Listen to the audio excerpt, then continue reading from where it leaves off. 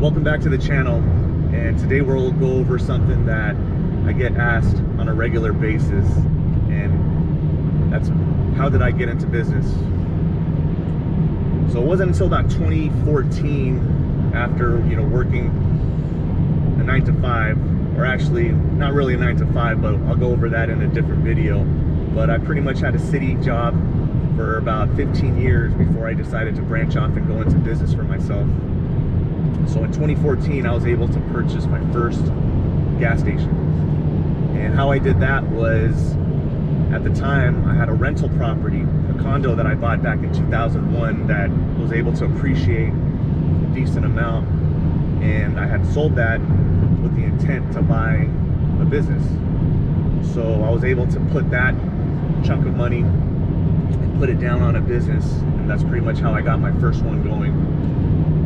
So I've seen a lot of videos online that basically kind of lay out, how to buy a small business and this and that. But if you ever see a video where they try to tell you that you can buy a business with zero money down, I mean, it might be entertaining to watch, but those kind of deals are far in between.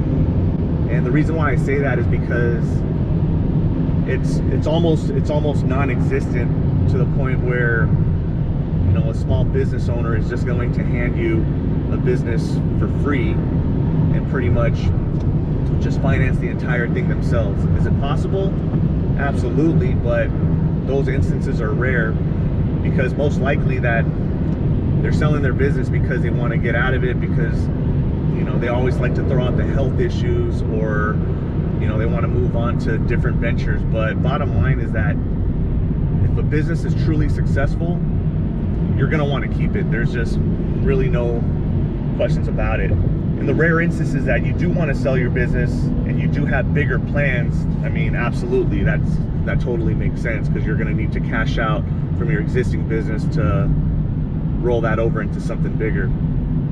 So it is possible, but I have a pretty good relationship with my banks, and I've been able to successfully acquire small business loans, just regular commercial loans and stuff like that. But I'll get into that in different videos if you guys really want to go in depth on the business loan processes. From the bank's perspective, I asked them a year ago basically what types of businesses do they like to lend on. So they really don't have a specific set guideline or criteria where they only like to lend on certain types of businesses. So they will pretty much lend on anything, obviously, as long as it's legal and it's nothing immoral, because I know there's businesses out there that banks won't touch. But we'll pretty much go over legal operating businesses. But the main thing that they touched on was that they like to lend on franchises. And the reasoning behind that is because if you have a Subway, or not even Subway, I mean, they're going bankrupt, so I mean, they're closing up left and right. But let's just say like a Papa John's franchise or a Domino's franchise. And the reason why banks love to lend on those, obviously, is that the minute you purchase one, that you're guaranteed sales. And that's really the main thing, where banks want to just have that security that your business is going to generate enough cash flow to cover the loan that you have to pay back to them. So where can you find businesses available for sale? There's a lot of websites out there. If you just go on Google and you type in businesses for sale in Los Angeles County, you'll see numerous websites pop up. And a big website that I actually used as a resource was bizben.com, or actually right up here. And the good thing about bizben.com, it kind of gives you a feel of what's out there, and how much businesses are going for, and what the demand is. So like a lot of things, businesses are they're very cyclical, and sometimes certain types of businesses will be in high demand, whereas others people will just be trying to give them away practically. So depending on the trends of so what are the things that the banks look for when deciding whether to give you money to go out and buy a business? the top two things that they look for is obviously the business itself and the cash flow of the business, because they obviously want to make sure that you can make the loan payment. And number two is how much money do you have to put down. So just like I touched upon a little bit earlier on the zero down creative financing models of purchasing a business, let's just disregard those for now, but let's just go over the traditional ways of buying a business. So those are the two main things they're going to look for. I mean, they go over your personal resume, and they pretty much want to know everything about you. So there's a lot of other factors, but those are the two main factors that they look for in deciding whether to loan you money. So if you go to websites like bizben.com or even loopnet.com, you'll find a bunch of businesses out there, and you'll basically have to sift through and see which ones are legit and which ones are just total BS. A lot of times business brokers, they're gonna really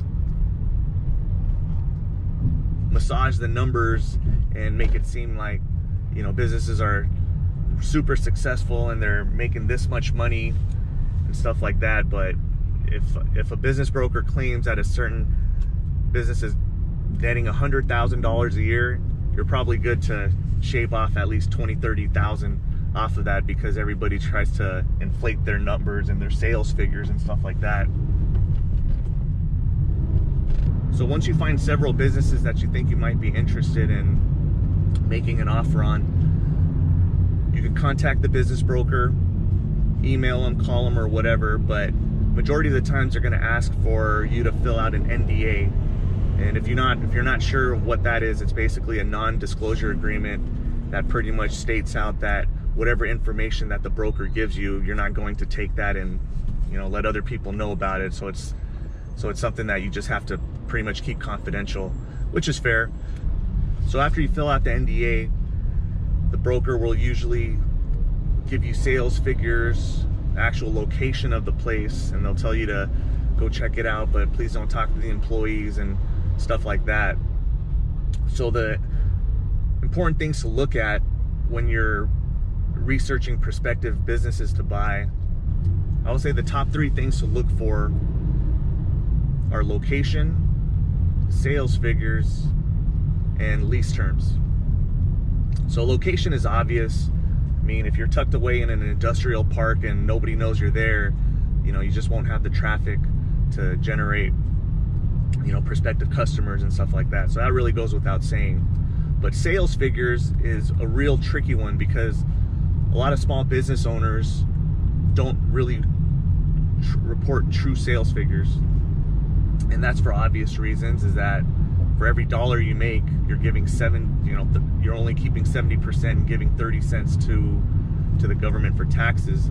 So that's why a lot of small businesses, when you see them, you know, put up signs, cash only, that's pretty much the reason. And also, when using credit cards, you have to pay 2% on fees and stuff like that. So that just basically eats into your profit margins.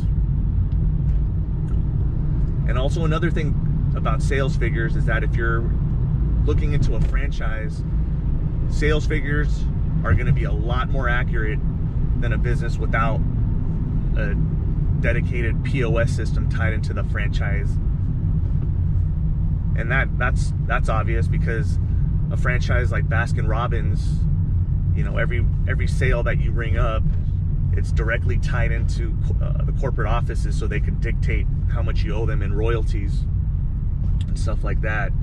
So that's a good thing about purchasing franchises. And like I touched upon earlier, that's what banks like to lend on, because they have proven sales history and obviously a proven model that has been successful, which has allowed that particular businesses to franchise out.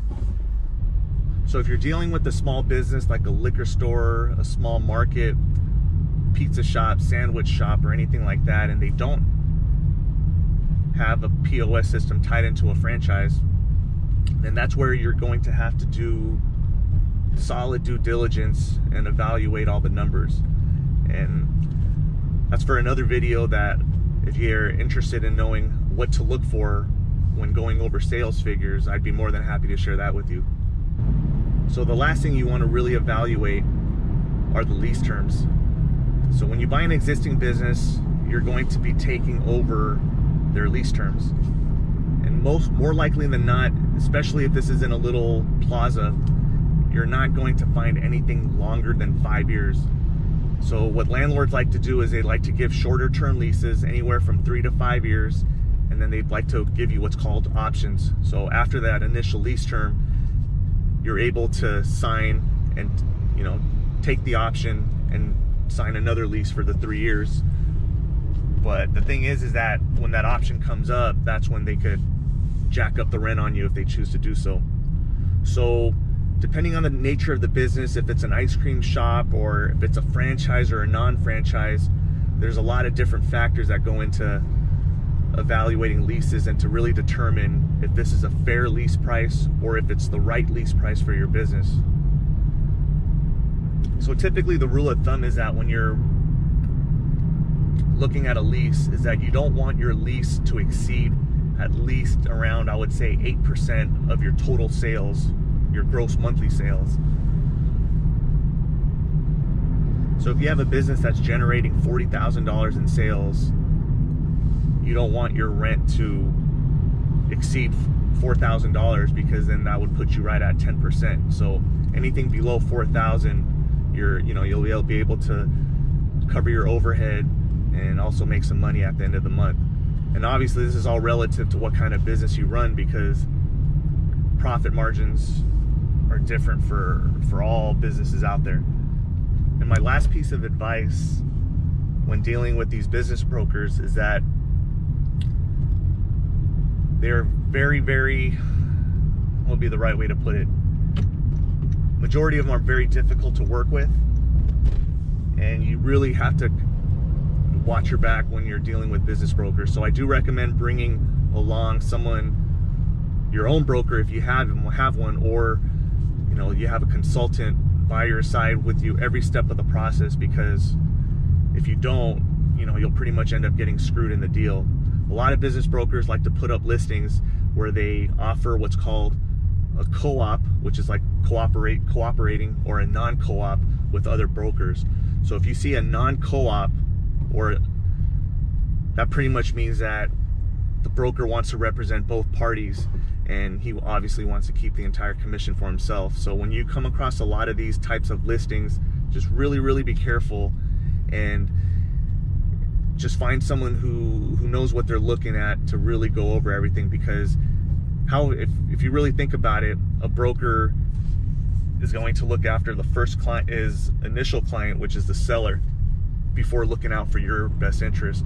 So it's a real gray area, and it's just kind of, things can get a little sticky when a broker's in the middle and you have the buyer and seller disagreeing on terms and stuff. So I don't really find it